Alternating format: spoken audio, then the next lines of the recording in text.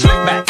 No, no, slick back. That's what I said. Slick back. No, nigga, I'm a pimp named Slick back. Pimp named Slick back. Pimp named, pimp named, pimp named Slick back.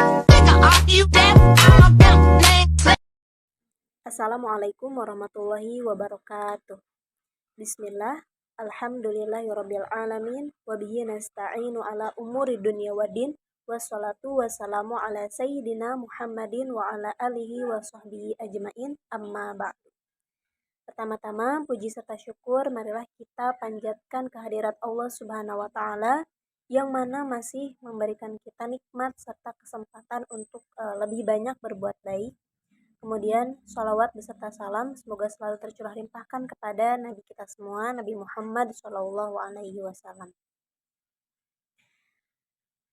Yang terhormat kepada Bapak dosen pengampu mata kuliah Filsafat Dakwah, kemudian beserta teman-teman semua yang menyaksikan video ini, semoga selalu berada dalam rahmat serta lindungan Allah Subhanahu wa taala.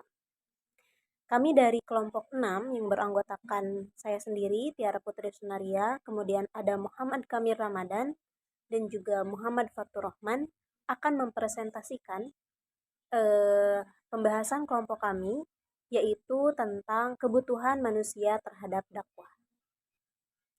Pembahasan kita terdiri dari 3 bab, yaitu yang pertama, bagaimana manusia peran manusia sebagai khalifah dan dai, kemudian yang kedua kebutuhan manusia sebagai dakwah, dan yang ketiga tantangan dan peluang dalam menyampaikan dakwah di era kontemporer. Untuk materi yang pertama yaitu manusia sebagai khalifah dan dai akan disampaikan oleh Muhammad Kamil Ramadan. Kepada Muhammad Kamil Ramadan, saya persilahkan. Bismillahirrahmanirrahim. Saya Muhammad Kamil Ramadan. Di sini saya akan menjelaskan tentang peran manusia sebagai khalifah dan dai. Adapun yang pertama yaitu manusia sebagai khalifah. Manusia adalah makhluk yang didesain sedemikian rupa pada saat kondisi manusia optimal atau kamil, maka ia akan menjadi subjek, fa'il, pelaku.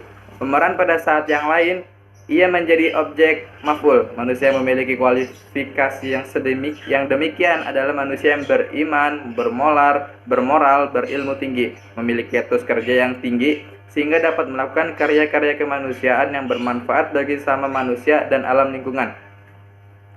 Manusia yang demikian dalam istilah Al-Quran disebut sebagai khalifah Allah. Kemudian Allah menciptakan manusia dengan maksud akan dijadikan khalifahnya, yaitu menata kehidupan di muka bumi. Dalam kaitan itu maka manusia dibekali dengan 2 hal. Pertama adalah akal pikiran yang dipergunakan untuk mengolah data-data pengetahuan yang ditangkap oleh indera manusia. Hal ini disebabkan karena manusia mempunyai hawa nafsu yang senantiasa tidak pernah puas. Kemudian Rasulullah SAW telah memberikan keteladanan dalam membangun peradaban dalam berbagai bidang kehidupan. Antara lain yang pertama yaitu meluruskan akidah. Akidah pada masa itu perlu diluruskan karena meskipun kaum Quraisy itu tahu bahwa Allah adalah satu-satunya zat yang patut disembah, tapi mereka masih menyembah berhala-berhala. Kemudian yang kedua yaitu membangun masyarakat yang bebas dan merdeka. Dalam kehidupan kaum Quraisy banyak orang yang direnggut kebebasannya dan dijadikan budak.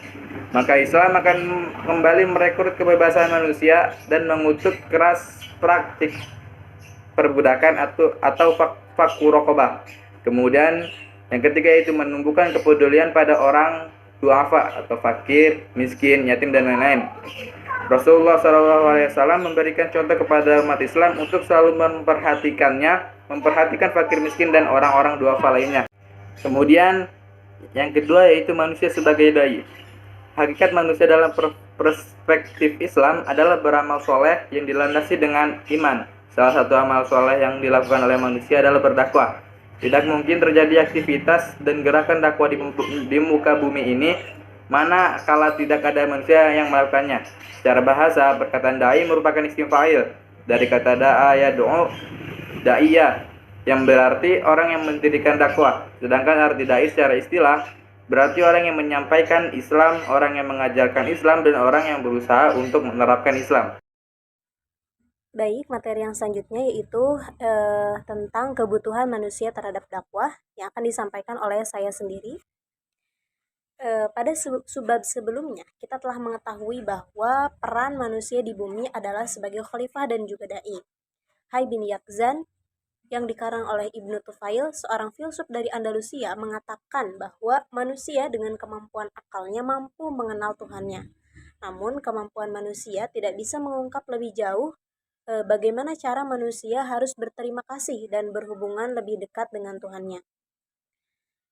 Artinya, meskipun manusia dengan akalnya mampu mengenal Tuhan, tetapi manusia membutuhkan wahyu untuk mengkonfirmasi pengenalannya dan sekaligus sebagai petunjuk tentang cara berterima kasih dan berhubungan dengan Allah Subhanahu wa taala. Dengan demikian, manusia amat memerlukan seorang utusan atau rasul yang mendapatkan petunjuk atau wahyu dari Allah. Keberadaan rasul bukanlah kehendak manusia, melainkan kehendak Tuhan. Bukan juga karena sebab kemampuan dan lain sebagainya, melainkan murni karena perintah dari Tuhan. Oleh karena itu, keberadaan Rasul merupakan rahmat yang diberikan Tuhan kepada manusia. Dalam keterangan hadis pun, Nabi SAW menjelaskan bahwa manusia itu mempunyai dua fitrah, yaitu fitrah makbulah dan juga fitrah munajalah. Fitrah makbulah adalah amanat yang turun di lubuk hati, seperti yang diisyaratkan dalam Quran Surat Al-A'raf ayat 172. Fitrah makbulah ini yang menguatkan bahwa secara kodrati manusia dengan kemampuan akalnya memiliki kemampuan dalam mengenal Tuhannya. Sedangkan fitrah munajalah yaitu Al-Quran dan Sunnah yang disampaikan oleh seorang Rasul yang menjadi utusan Tuhan. Keberadaan fitrah munajalah ini amat penting bagi manusia. Rasulullah SAW bersabda bahwa ada amanat yang turun dalam relung hati seseorang, yang kemudian waktu itu para sahabat diberitahukan tentang Al-Quran dan juga Sunnah. Materi yang selanjutnya yaitu tentang tantangan dan peluang dalam menyampaikan dakwah di era kontemporer akan disampaikan oleh Muhammad Fatur Rahman. Selanjutnya yaitu yang C, tantangan dan peluang dakwah di era kontemporer. Dakwah adalah tindakan menyampaikan risalah Islam kepada orang lain. Di masa sekarang, dakwah menghadapi berbagai tantangan dan peluang. Berbagai tantangan dan peluang yang dihadapi dakwah di era kontemporer antara lain terbagi menjadi dua. Ada tantangan internal dan tantangan eksternal. Yang pertama, tantangan internal. Ada di sini kejemudan berpikir. Artinya, stagnasi pemikiran dan keengganan menerima ide-ide baru. Beberapa muslim hanya mengamalkan apa yang mereka ketahui tentang Islam tanpa berusaha memperluas pengetahuan mereka. Kemudian yang kedua, ada kurangnya pengetahuan agama. Beberapa muslim kurang memiliki pemahaman yang baik tentang Islam, sehingga sulit bagi mereka untuk menyampaikan Islam secara efektif. Selanjutnya yang kedua itu ada tantangan eksternal. Di tantangan eksternal kita mendapat yaitu westernisasi. Masuknya budaya dan nilai-nilai barat melalui modernisasi memberi tantangan terhadap dakwah. Hal ini mencakup penyebaran gaya hidup barat, gaya berpikir, dan teknologi maju. Selanjutnya yaitu ada non-muslim. Non-muslim dapat menghambat penyebaran Islam melalui berbagai cara, seperti menyebarkan rumor dan menciptakan ketegangan di kalangan umat muslim. Selanjutnya kita akan membahas yang kedua tentang peluang dakwah. Pada saat kemajuan ilmu pengetahuan dan teknologi dan informasi dengan berbagai dampak negatifnya, saat ini tampaknya kita semua terpanggil untuk melakukan dakwah, yaitu mengajak atau menyeru untuk melakukan kebajikan dan mencegah kemungkaran, merubah umat dari satu situasi kepada situasi lain yang lebih baik dalam segala bidang, merealisasikan ajaran Islam dalam kehidupan sehari-hari bagi seorang pribadi, keluarga, kelompok, atau massa, serta bagi kehidupan masyarakat sebagai keseluruhan tata hidup bersama dalam rangka pembangunan bangsa dan umat manusia. Dalam konteks yang terakhir ini, banyak temuan iptek yang telah dan akan sangat menolong para dai untuk memberi interpretasi kontemporer terhadap teks-teks ajaran Islam itu sendiri. Saya akan menjawab pertanyaan dari saudara Baihaqi Hakim. Pertanyaannya yaitu bagaimana dakwah dapat membantu memenuhi kebutuhan spiritual seorang individu. Jawabannya adalah dakwah dapat membantu memenuhi kebutuhan spiritual individu dengan yang pertama, pemahaman terhadap ajaran agama yang disampaikan melalui dakwah. Kemudian dakwah juga membantu meningkatkan kesadaran spiritual dengan berpartisipasi dalam kegiatan dakwah. Yang ketiga, membersihkan diri dan membimbing individu berdasarkan nilai-nilai agama. Dan yang keempat, dakwah membantu individu dalam memaknai hidup dan kehidupan di dunia maupun di akhirat. Kesimpulan yang bisa kita ambil dari pembahasan sebelumnya yaitu dalam konteks peran manusia sebagai khalifah dan dai terlihat jelas bahwa Islam menekankan pentingnya manusia untuk berperan aktif dalam membangun peradaban dan menyebarkan ajaran agama. Manusia sebagai khalifah Allah memiliki tanggung jawab untuk mengatur kehidupan di bumi dengan keadilan, kebaikan, dan juga moralitas. Dakwah sebagai sarana untuk menyampaikan pesan Islam juga memegang peran penting dalam memenuhi tugas ini. Namun di era kontemporer, dakwah menghadapi sejumlah tantangan, terutama karena pengaruh globalisasi, perubahan teknologi, dan nilai-nilai yang semakin sekuler.